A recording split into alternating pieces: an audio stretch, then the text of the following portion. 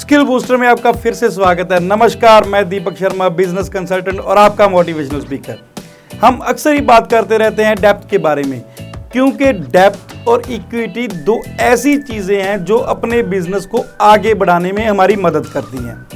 अगर आपने कोई कारोबार को बड़ा करना, अपने कारोबार को आगे बढ़ाना है या आप अपने कारोबार के रेलिवेंट कोई और कारोबार करना चाहते हो, तो आपको सबसे ज़्यादा ज़रूरत किस चीज़ की होती है? फंड्स की। फंड्स किस तरीके से हम अरेंज कर सकते हैं, और इसी चीज को सोच के कई बार आदमी कंफ्यूज भी हो जाता है कि क्या करें, कहां से फंड्स लेके आएं, कैसे अपनी कंपनी को आगे लेके जाएं। देखो, इसमें दो ही तरीके होते हैं कारोबार को बढ़ाने के लिए, फंड्स रेज करने के लिए, डेप्थ एंड इक्विटी। इन दोनों तरीके से ही हम अपने कारोबार को बढ़ा सकते हैं फंडिंग लेके। मैं आपको 10 आज ऐसे तरीके बताने वाला हूं कि कहां पे हमें डेप्थ लेना चाहिए और कहां पे हमें इक्विटी लेनी चाहिए, कि आपको पता लग जाए कि आप गलत डिसीजन ना लें, ताकि आपके कारोबार में कोई आपको नुकसान ना झेलना पड़े। सबसे पहला पॉइंट आता है cash flow probability. Cash flow probability क्या चीज है, आपको नाम से ही क्लियर हो गया होगा। अगर आप नया कारोबार करने की सोच रख रहे हो, तो आपको पता है कि आपको इस कारोबार की रिटर्न फास्ट आ सकती है, एवरी मंथ आपके पास कैश आ सकता है, तो आपको डेप्थ लेना चाहिए। बैंक से लोन ले सकते हो, जैसे HDFC बैंक, ICICI बैंक, कई ऐसी NBFC कंपनीज है, स्टेट बैंक हैं, सरकारी बैंक जितने भी है, गवर्नमेंट बैंक जितने भी है, सभी आपको लोन दे सकते हैं। लेकिन अगर आपको लगता है पहले दूसरे साल कम आएगा कैश फ्लो, आपको कैश रिटर्न नहीं आने की कोई उम्मीद लग रही, तो उस टाइम आपको लगता है कि तीसरे साल मेरी कंपनी एकदम से बढ़ सकती है, तो वहां पे आपको इक्विटी लेनी चाहिए। तो आपको उस इंटरेस्ट की, आपको रीपेमेंट की कोई परेशानी ना हो और आप अपने कारोबार में अच्छे से काम करें। दूसरी चीज आ जाती है, सेकेंड पॉइंट आ जाता है प्रॉफिटेबिलिटी। प्रॉफिटेबिलिटी से भी आप समझ रहे हो कि प्रॉफिटेबिलिटी होती क्या है। जैसे सपोज आपके कारोबार में बहुत ज़्यादा मार्जिन है, आपके प्रोडक्ट में आपका 70% मार्जिन है या 60% मार्जिन है, तो आपको क्या करना चाहिए? आपको डेप्थ लेना चाहिए, क्योंकि अगर आपका मार्जिन ज़्यादा है तो आपका कैश फ्लो भी ज़्यादा होगा, आपको रिटर्न जल्दी आएगा, तो वहाँ पे आपको इंटरेस्ट पे करने में या इंस्टॉलमेंट पे करने में दिक्कत नहीं आएगी।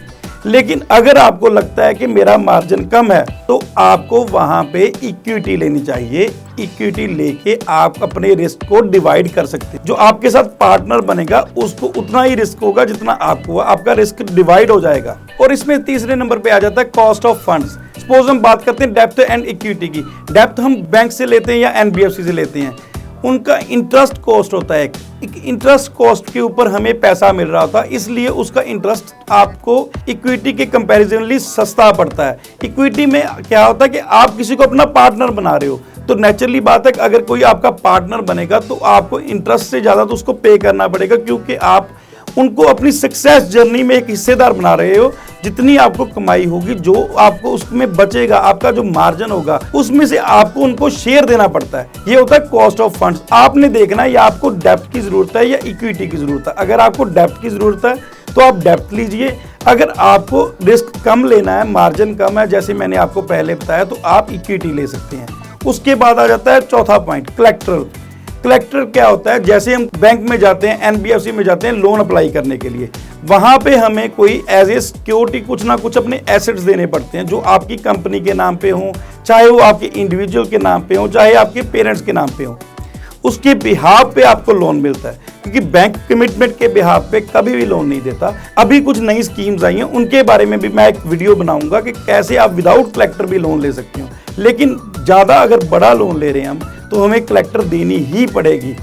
अगर आपके पास कलेक्टर नहीं है, कोई भी प्रॉपर्टी, कोई एसेट नहीं है बैंक को देने के लिए, तो बैंक आपको लोन नहीं देगा। उसके बिहाफ पे आपको इक्विटी ही लेनी पड़ेगी, क्योंकि जो इक्विटी में आप इन्वेस्टर को समझा के एक कमिटमेंट के बिहाफ पे, एक बिजनेस मॉडल के बिहाफ पे उनसे पैसे ले सकते हो मार्केट से, बैंक से ऐसे नहीं ले सकते। इसके कारण भी बैंक लोन से आपको इक्विटी थोड़ी सी महंगी पड़ती है। और इसके बाद आ जाता है पांचवा पॉइंट, इन्वेस्टर रिस्क। सपोज आप बैंक से लोन ले रहे हो, कोई डेप्थ ले रहे हो, तो आप बैंक को एक कलेक्टर वैल्यू दे रहे हो, अपनी एसेट्स दे रहे हो। इन केस आपका कोई बिजनेस फेल हो जाता है, तो बैंक के पास आपकी जो मॉर्गेज प्रॉपर्टी पड़ी है, वो उनको सेल करके उनसे पैसे ले सकती है, रिकवर कर सकती है अपने लोन को। लेकिन जो आपने बिजनेस किसी इन्वेस्टर से इक्विटी लेके किया हुआ है, वहां से फंड्स उठाए हुए हैं, तो उनके पास अकेली कमिटमेंट है आपकी। तो अगर आप डूबोगे तो आपके साथ वो भी डूबेंगे। तो आपको जो आपका इन्वेस्टर है उसको इस तरीके से ज्यादा रिस्क है, इसी के कारण इक्विटी डेप्थ से महंगी होती है। उसके बाद आ जाता है छठा पॉइंट, 6 पॉइंट के ओनरशिप।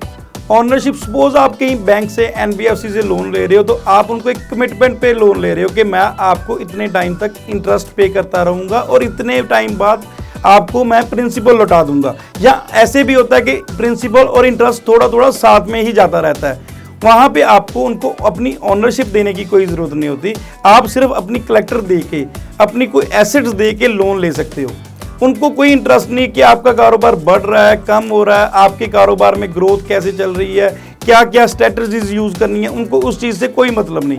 उनको आपके सिर्फ इंटरेस्ट से और अपने प्रिंसिपल से ही मतलब होता है। लेकिन इक्विटी में ऐसा होता है कि इक्विटी में वो आपके पार्टनर बन चुके होते हैं, वो आपसे सारी डिटेल्स ले सकते हैं, आपको उनके साथ शेयर करनी भी पड़ेगी। वो एज ए ओनर आपके साथ, एज ए पार्टनर आपके साथ काम कर रहे हैं, एज ए डायरेक्टर आपके साथ काम कर रहे हैं। उनको सारी डिटेल्स देनी पड़ती है, जो भी अपने पार्टनर्स बने हैं, जिनसे हमने शेयरिंग ली है, जिनसे हमने फंडिंग ली है एज ए इक्विटी। इस तरीके से होती है ओनरशिप। और 7वां पॉइंट आ जाता है रिटर्न। सपोज आप कहीं बैंक से, एनबीएफसी से या कहीं से भी लोन लेते हो, तो वहां पे रिटर्न एक आपको कंफर्म्ड है कि इतने पैसे आपने रिटर्न करने हैं उनको, इतने इंटरेस्ट पे पहले दिन ही फिक्स हो जाता है और इतने टाइम में वापस करने हैं। सपोज कई बार तो इंटरेस्ट के साथ हमें प्रिंसिपल भी कुछ ना कुछ देना पड़ता है, या कई बार ऐसा होता है कि 3-4 साल आपको इंटरेस्ट पे करना है और 4 साल बाद आपको डायरेक्ट प्रिंसिपल सारे का सारा उनको देना पड़ता है। उसके बाद आ जाता है इक्विटी। अगर आप बैंक के कंपैरिजन में इक्विटी की बात करते हो रिटर्न की, इक्विटी में रिटर्न कैसे होता है? सपोज आपका कारोबार बहुत ज्यादा चलने लग गया, जो आपने उनका मार्जिन फिक्स किया है, जिस टाइम आपने उनसे इक्विटी उठाई है किसी भी इन्वेस्टर से 10% पे, 15 पे, 20 पे, आपको उसके अकॉर्डिंगली उनको पैसे पे करने पड़ेंगे, जो उनका मार्जिन बनता है, जो उनका हिस्सा बनता है। और लेकिन आपका कारोबार कोई डाउनफॉल में चला जाता है, तो आपको उनको कुछ भी पे करने की जरूरत नहीं है। लॉस में भी आपके साथ वो शेयर करेंगे। जो भी लॉस आपकी कंपनी को होगा, जो भी लॉस आपको होगा, उनकी परसेंटेज के अकॉर्डिंगली उनको भी होगा। उसके बाद आ जाता है 8th point, upside for the investor. इसमें क्या होता है, जैसे हमने पहले डिस्कस किया, तकरीबन सेम ही होता है कि हमने बैंक से अगर लोन लेते हैं, एनबीएफसी से लोन लेते हैं, उनको हमने पहले ही फिक्स कर दिया। उनको कोई दिक्कत नहीं कि आपका कारोबार चल रहा है नहीं चल रहा। उनके साथ आपको कोई अपनी डिटेल्स सेट, आपकी स्ट्रेटजीज, आपको क्या मार्जिन हो रहा है, उसके बारे में डिटेल्स शेयर करने की कोई ज़रूरत नहीं होती। उनको तो एक फिक्स्ड इंटरेस्ट मिलना है, जो आपने पहले दिन फाइनल कर लिया उनके साथ बैठ के, और कलेक्टर वैल्यू, उनकी कलेक्टर एसेट्स आपने उनको दे दिए। लेकिन इक्विटी में ऐसा नहीं होता। इक्विटी में जितना आपने उनको बोल दिया हिस्सेदारी में, 15% में, 20% में, अगर आप ऊपर जाओगे, आपका कारोबार ऊपर जाएगा, ग्रो करेगा, तो नेचुरली वो भी ग्रो करेंगे जो आपके साथ इन्वेस्टर में, जिन्होंने आपकी प्लानिंग को देख के, आपकी सोच को देख के आपके ऊपर पैसे इन्वेस्ट किए हैं। अगर आपका कारोबार बढ़ेगा तो वो भी बढ़ेंगे, अगर आपका कारोबार डाउन होगा तो वो भी डाउन होंगे। इसको बोल देते हैं अपसाइड फॉर द इन्वेस्टर। जैसे आपने कई बार नोट किया होगा कि आपने कंपनी खोली और 2-3 साल में ही उसके शेयर 3-4 गुना, 10 गुना तक हो जाते हैं। ऐसे में इक्विटी जो आपके पार्टनर्स होते हैं उनको ज्यादा बेनिफिट हो जाता है। लेकिन बैंक से अगर आपने इंटरेस्ट पे कोई पैसा उठाया है, तो उनको सिर्फ आपने इंटरेस्ट ही पे करना है। ऐसे डेप्थ और इक्विटी में आपके जो पार्टनर्स हैं उनको बेनिफिट हो जाता है अगर आपका कारोबार ग्रो करता है। उसके बाद आ जाता है 9th पॉइंट। 9th पॉइंट क्या है? Growth capital. सपोज आपने कोई बैंक से लोन ले लिया, वहां पे आपको बैंक ग्रोथ करने से थोड़ा सा रोक लेता है। रीजन क्या है इसका? जैसे हमने एवरी मंथ हमको इंटरेस्ट पे करना पड़ेगा, उसका प्रिंसिपल अमाउंट जो होता है उसको लौटाने की भी हमें थोड़ी सी टेंशन होती है कि किस टाइम 3 साल आ गए, 4 साल आ गए, पता ही नहीं लगा। तो उस कारण आपकी थोड़ी सी ग्रोथ स्लो हो जाती है। बैंक के पैसे का प्रेशर तो हर वक्त आपके सिर पे रहता ही रहता है, पर इक्विटी में ऐसा नहीं होता। सपोज आपने किसी से, इन्वेस्टर से इक्विटी ले ली, किसी भी रेट पे ले ली, 15% पे ले ली, 20 पे, 50 पे भी ले ली, तो आपको 3, 4, 5 साल तक उसे कोई इंटरेस्ट देने की जरूरत नहीं है। कोई आपका मार्जिन है उसके अकॉर्डिंगली ही सेट हो जाएगा कि आपने उसको कितने पैसे देने हैं। जो आप कमाओगे उसमें से ही आपको पैसे देने पड़ेंगे। और 5 साल बाद ऐसा है कि जैसे जैसे आपका कारोबार बढ़ेगा और भी इन्वेस्टर आपकी कंपनी की ओर खिंचे आएंगे, तो वो जो पहले वाला इन्वेस्टर है वो भी फ्री हो जाएगा। अगर वो छोड़ना चाहे उस टाइम छोड़ भी सकता है। लेकिन अगर उसको लगता है कि अभी आपकी जो जर्नी बाकी है, आपका कारोबार अभी और ग्रो कर सकता है, तो वो आपके साथ कंटिन्यू भी कर सकता है। इसके बाद आ जाता है 10th point, capacity to raise capitals या फंड्स बोल सकते हैं हम जैसे बैंक में जाते हैं, हमारी एक कैपेसिटी है, बैंक ने चेक करना है कि आप आज से पहले कितना डेप्थ ले चुके हो, कौन सा लोन कौन कौन सी बैंक से आप ले चुके हो इससे पहले।